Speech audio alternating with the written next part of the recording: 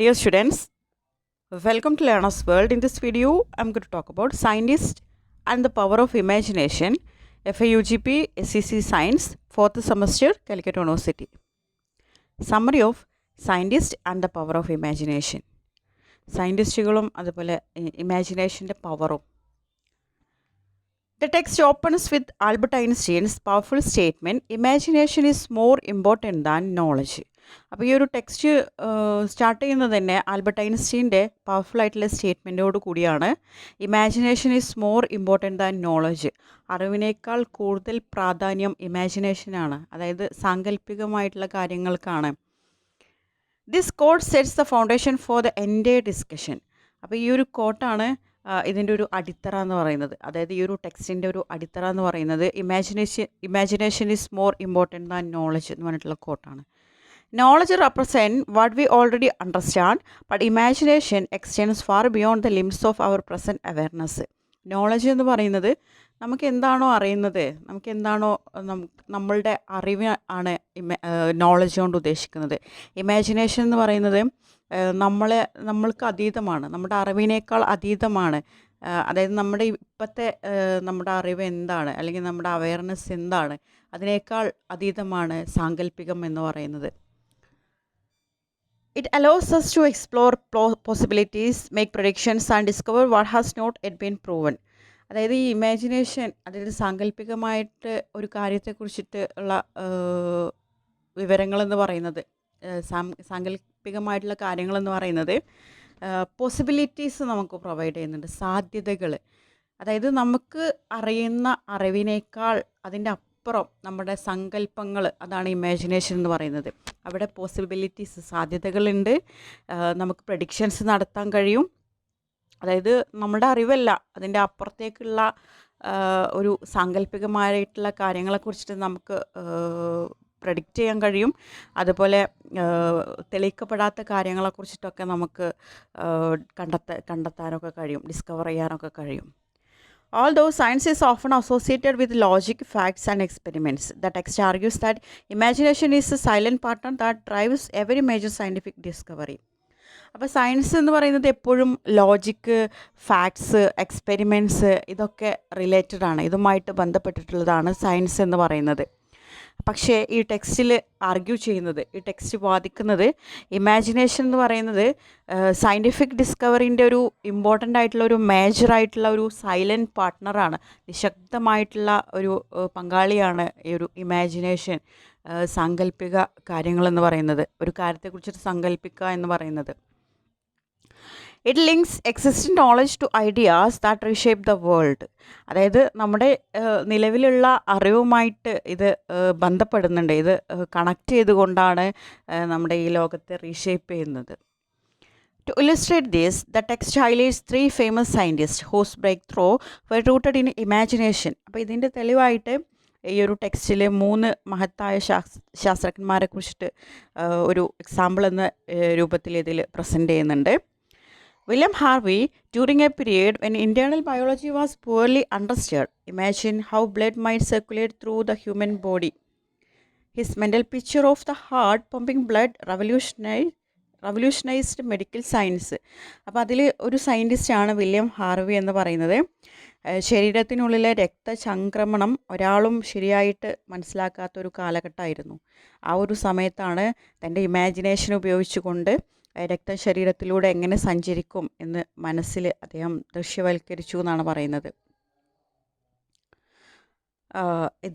ഇതിലൂടെ വൈദ്യശാസ്ത്രം മുഴുവൻ മാറിമറിഞ്ഞു ഈ ഒരു കണ്ടുപിടുത്തത്തിലൂടെ.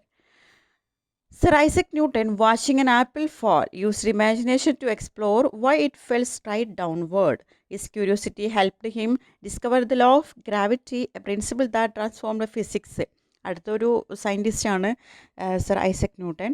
ഒരു ആപ്പിൾ വീഴുന്നത് കണ്ടപ്പോൾ അത് നേരെ താഴേക്ക് എന്തുകൊണ്ട് വീഴുന്നു എന്ന ചോദ്യത്തോടു കൂടി അദ്ദേഹത്തിൻ്റെ സാങ്കല്പിക ശേഷി, അദ്ദേഹത്തിൻ്റെ ഇമാജിനേഷൻ ഈ ഒരു ചോദ്യത്തിലേക്ക് നയിച്ചു, എന്തുകൊണ്ടാണ് ആപ്പിൾ താഴേക്ക് വീഴുന്നത് എന്നുള്ളത്. ഇത് അദ്ദേഹത്തെ ഗുരുത്വാകർഷണ നിയമത്തിൻ്റെ കണ്ടെത്തലിലേക്കൊക്കെ നയിച്ചു എന്നാണ് പറയുന്നത്. ഇതൊക്കെ ഓരോ ഇമാജിനേഷൻ ആയിരുന്നു ഈ ഒരു കണ്ടെത്തലുകളൊക്കെ. അടുത്തത് Albert Einstein. Rather than relying on laboratory experiments, imagine himself chasing a beam of light. This thought experiment led to the theory of relativity, one of the most important scientific ideas of the modern world. അടുത്തത് Albert Einstein ആണ്. ലബോറട്ടറിയിലല്ല, മറിച്ച് ഒരു ചിന്താ പരീക്ഷണം വഴി അദ്ദേഹം വെളിച്ചകിരണത്തിനൊപ്പം യാത്ര ചെയ്താൽ എങ്ങനെ ഇരിക്കും എന്ന് സങ്കല്പിക്കുകയാണ് ചെയ്തത്. അദ്ദേഹത്തിൻ്റെ ഒരു ഇമാജിനേഷനായിരുന്നു വെളിച്ചകിരണത്തിലൂടെ സഞ്ചരിക്കുക എന്ന് പറയുന്നത്. അങ്ങനെയാണ് ഈ ഒരു താരതമ്യ സിദ്ധാന്തം രൂപപ്പെടുത്തിയത്, ഈ ഒരു റിലേറ്റിവിറ്റി തിയറി ഉണ്ടായിട്ടുള്ളത്. The text emphasizes that imagination is not just a natural talent, it is a skill that can be strengthened. പിന്നീട് ഈ ഒരു ടെക്സ്റ്റ് പറയുന്നത് ഇമാജിനേഷൻ എന്ന് പറയുന്നത് ഒരു നമുക്ക് നാച്ചുറലായിട്ട് കിട്ടുന്ന ഒരു ടാലൻ്റ് അല്ല, ഇതൊരു സ്കില്ലാണ്. ഇതിനെ നമുക്ക് സ്ട്രെങ്തൻ ചെയ്യാൻ കഴിയുമെന്നാണ് പറയുന്നത്. It suggest 5 practical ways to sharpen imagination. അപ്പോൾ ഈ ഒരു ടെക്സ്റ്റിൽ പറയുന്നുണ്ട് 5 കാര്യങ്ങളിലൂടെ നമുക്ക് ഇമാജിനേഷനെ ഷാർപ്പൻ ചെയ്യാം, നമ്മളുടെ സാങ്കല്പിക ശക്തിയെ ഷാർപ്പൻ ചെയ്യാൻ കഴിയും. Walking allows the brain to relax and wander, giving rise to new ideas. നമ്മൾ നടത്തം നമുക്ക് നമ്മുടെ ബ്രെയിൻ വളരെ റിലാക്സ് ആക്കുന്നുണ്ട്, പുതിയ ഐഡിയാസ് നമ്മുടെ ബ്രെയിനിലേക്ക് കൊണ്ടുവരാനൊക്കെ ഇത് ഹെൽപ്പ് ചെയ്യും. Reading exposes to different view points and experiences helping us think more flexibly. അതുപോലെ വായന എന്ന് പറയുന്നത് പല വ്യൂ പോയിൻറ്റ്സ് നമുക്ക് കിട്ടുന്നതാണ്, പല ചിന്താഗതികൾ നമുക്ക് ഉണ്ടാകും. അതോടൊപ്പം തന്നെ പുതിയ എക്സ്പീരിയൻസ് നമുക്ക് കിട്ടും, കുറച്ചും കൂടെ ഫ്ലെക്സിബിളായിട്ട് നമുക്ക് തിങ്ക് ചെയ്യാൻ ഇതൊക്കെ സഹായിക്കും. Writing turns scattered thoughts into clear ideas, strengthening creativity and communication. അതുപോലെ അടുത്ത ഒരു പ്രാക്ടിക്കലായിട്ട് നമ്മൾ അപ്ലൈ ചെയ്യേണ്ട ഒരു കാര്യം റൈറ്റിംഗ് ആണ്, എഴുത്താണ്. അത് നമ്മുടെ ചിതറിക്കിടക്കുന്ന ചിന്തകളെ ക്ലിയർ ആയിട്ടുള്ള വ്യക്തമായിട്ടുള്ള ആശയങ്ങളിലേക്ക് നയിക്കാൻ അത് ഹെൽപ്പ് ചെയ്യും റൈറ്റിംഗ് എന്ന് പറയുന്നത്. അതുപോലെ ക്രിയേറ്റിവിറ്റി, കമ്മ്യൂണിക്കേഷൻ ഇതൊക്കെ സ്ട്രെങ്തൻ ചെയ്യാൻ റൈറ്റിംഗ് നമ്മളെ ഹെൽപ്പ് ചെയ്യും. Meditation helps quiet the mind and access deeper insights. അടുത്തത് മെഡിറ്റേഷനാണ്, ധ്യാനം. അത് നമ്മളെ മൈൻഡിനെ വളരെ ക്വയറ്റാക്കാനും അതുപോലെ ഉൾക്കാഴ്ചയൊക്കെ വളരെ ആഴത്തിലുള്ള ഉൾക്കാഴ്ച കിട്ടാനൊക്കെ ഇത് ഹെൽപ്പ് ചെയ്യും, ധ്യാനം ഹെൽപ്പ് ചെയ്യും. Puzzle solving trains the brain to approach problems creatively and think beyond traditional patterns. അത് അടുത്തൊരു പ്രാക്ടിക്കലായിട്ട് നമ്മുടെ ഇമാജിനേഷൻ സ്ട്രെങ്തൻ ചെയ്യാൻ ഉപയോഗിക്കുന്ന ഒരു പ്രാക്ടിക്കൽ മെത്തേഡാണ് പസിൽ സോൾവിങ് എന്ന് പറയുന്നത്. അതായത് പദപ്രശ്നമൊക്കെ സോൾവ് ചെയ്യുക. ഇത് നമ്മുടെ ബ്രെയിനിനെ പ്രോബ്ലംസ് വന്നു കഴിഞ്ഞാൽ വളരെ ക്രിയേറ്റീവായിട്ട് ഒരു ട്രഡീഷണൽ പാറ്റേണിൽ സോൾവ് ചെയ്യാനൊക്കെ നമ്മളെ ഹെൽപ്പ് ചെയ്യും. Looking toward the future, the text explains how imagination will continue shaping science. നമ്മൾ മുന്നോട്ട് നോക്കുന്ന സമയത്ത് അതായത് നമ്മുടെ ഭാവിയിലേക്ക് നോക്കുമ്പോൾ ഈ ഒരു ഇമാജിനേഷൻ ആധുനിക സാങ്കേതിക വിദ്യകളുമായിട്ടൊക്കെ ചേർന്ന് ശാസ്ത്രത്തെ മാറ്റിമറിക്കുന്നതായിട്ട് നമുക്ക് കാണാൻ കഴിയും. Artificial intelligence will not replace creativity. Instead, it will handle repetitive tasks, allowing scientists more time for imaginative thinking. അതായത് AI, ആർട്ടിഫിഷ്യൽ ഇൻ്റലിജൻസ്, അതായത് കൃത്രിമ ബുദ്ധി എന്ന് പറയുന്നത് മനുഷ്യരുടെ സൃഷ്ടിപരമായിട്ടുള്ള ക്രിയേറ്റീവായിട്ടുള്ള ചിന്തയെ മാറ്റി സ്ഥാപിക്കാൻ ഉള്ള ഒന്നല്ല ഈ ഒരു ആർട്ടിഫിഷ്യൽ ഇൻ്റലിജൻസ് എന്ന് പറയുന്നത്. പക്ഷേ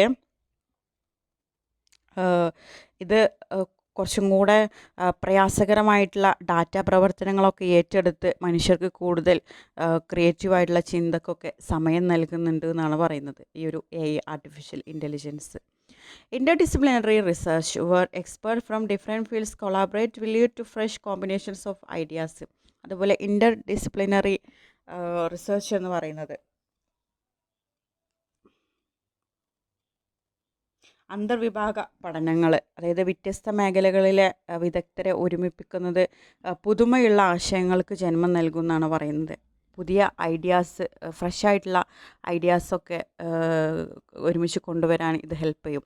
virtual reality will help scientist visualise concept like atom, space, curvature or molecular structures in vase never possible before.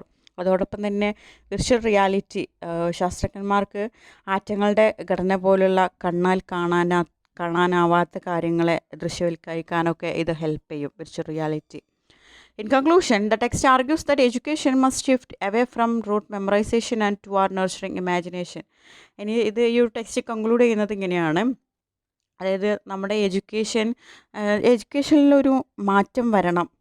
അതായത് നമ്മുടെ ഇപ്പോഴത്തുള്ള ഒരു വിദ്യാഭ്യാസ രീതി മാറണം എന്നാണ് പറയുന്നത്. അതായത് നമ്മളിപ്പോൾ ഒരു മെമ്മറൈസേഷനാണ്, റൂട്ട് മെമ്മറൈസേഷൻ. അതായത് കാര്യങ്ങൾ കാണാപ്പാഠം പഠിച്ച് പരീക്ഷയ്ക്ക് ഉത്തരം എഴുതുക എന്നുള്ള ആ ഒരു സിസ്റ്റം മാറണം. അത് മാറിയാൽ മാത്രമേ നമുക്ക് ഇമാജിനേഷൻ, സാങ്കല്പികമായിട്ടുള്ള ആ ഒരു കഴിവ് നമുക്ക് നർച്ചർ ചെയ്യാൻ കഴിയുള്ളൂ എന്നാണ് പറയുന്നത്.